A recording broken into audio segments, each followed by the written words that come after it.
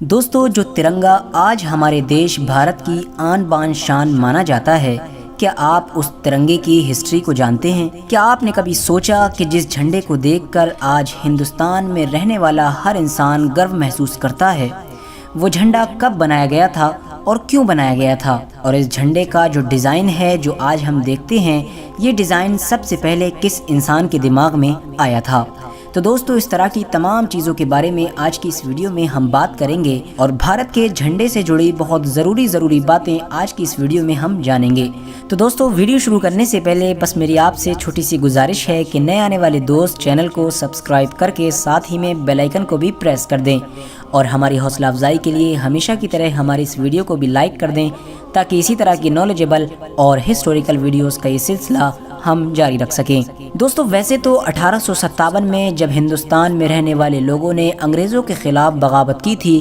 तब ही से हिंदुस्तान में रहने वाले लोगों को एक झंडे की कमी महसूस होने लगी थी, क्योंकि हिंदुस्तानी अंग्रेज़ों के ख़िलाफ़ जब भी कोई आंदोलन किया करते थे या बड़ी रैली निकालने की सोचा करते थे, तो उनके पास कोई ऐसा झंडा मौजूद नहीं हुआ करता था जिसके ज़रिए से वो तमाम हिंदुस्तान के लोगों को, चाहे वो हिंदू हो, मुस्लिम हो, सिख हो या ईसाई हो, सबको एक झंडे के नीचे जमा कर सकें। और किसी भी जंग के लिए सबसे ज़रूरी चीज़ झंडा होती है, क्योंकि उसी झंडे के नीचे ही तमाम की तमाम फौज जमा होती है, और वो हिंदुस्तान के लोगों के पास अभी तक मौजूद नहीं था। लेकिन क्योंकि दोस्तों, अंग्रेज़ों के ख़िलाफ़ अब पूरे हिंदुस्तान में जगह जगह पर लड़ाई शुरू हो चुकी थी, इसी वजह से हर इलाके में लोगों ने अपना अपना हिंदुस्तानी झंडा बनाना शुरू कर दिया था। अगर आप इंडिया के झंडे की हिस्ट्री को पढ़ेंगे तो सबसे पहले आपको 1906 में बनाया हुआ वो झंडा दिखाई देगा जो बंगाल में बनाया गया था। बंगाल में अंग्रेज़ों के ख़िलाफ़ एक रैली निकाली गई थी, जिसमें एक ऐसा झंडा बनाया गया था जो 3 रंग से बनाया गया था, और ये शायद हिंदुस्तान का पहला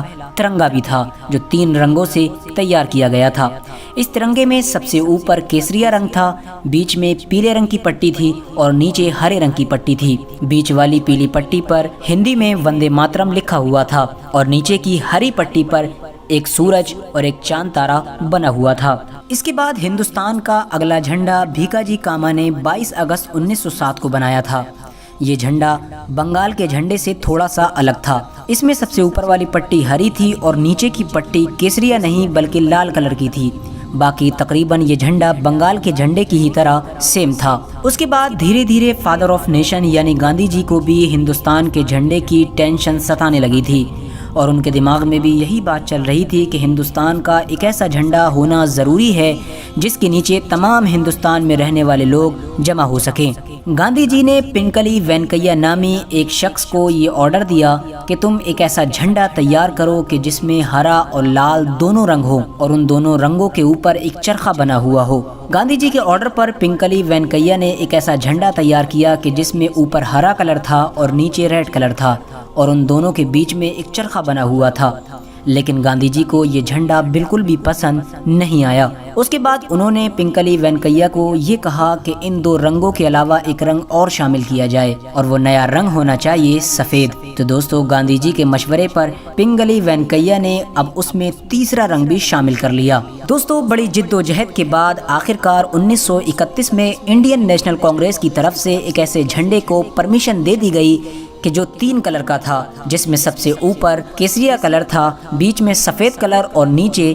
ग्रीन यानी हरा कलर था, और उस झंडे के बीच में एक चरखा बना हुआ था जो गांधी जी की फरमाइश पर बनाया गया था। उसके बाद 1931 से लेकर 1947 तक यही इंडिया का झंडा रहा, और इसी झंडे के नीचे पूरे इंडिया के लोगों ने अपनी आज़ादी की लड़ाई लड़ी थी। 1947 में जब अंग्रेज़ भारत को छोड़कर चले गए तो पूरे हिंदुस्तान के सामने सबसे बड़ा सवाल और सबसे बड़ी मुसीबत यही थी कि आखिर अब भारत का झंडा कैसा बनाया जाए, क्योंकि अभी तक जिस झंडे के नीचे रहकर हिंदुस्तान के तमाम लोगों ने अंग्रेज़ों से लड़ाई लड़ी थी, वो भारत का झंडा नहीं था बल्कि कांग्रेस पार्टी का झंडा था, और भारत के झंडे को कांग्रेस पार्टी के झंडे से अलग रखना बहुत ज़रूरी था। 1947 में एक ऐसी टीम बनाई गई जिसे ये जिम्मेदारी दी गई कि वो भारत के पुराने झंडे में बदलाव करके इंडिया का एक नया झंडा तैयार करे। उस टीम में जवाहरलाल नेहरू, डॉक्टर भीमराव अंबेडकर, सरदार वल्लभ भाई पटेल और डॉक्टर मौलाना अबुल कलाम आजाद जैसे बड़े बड़े नेता शामिल थे। दोस्तों, उस वक्त संविधान सभा के एक जनरल सेक्रेटरी हुआ करते थे जिनका नाम था बदरुद्दीन तैयब जी।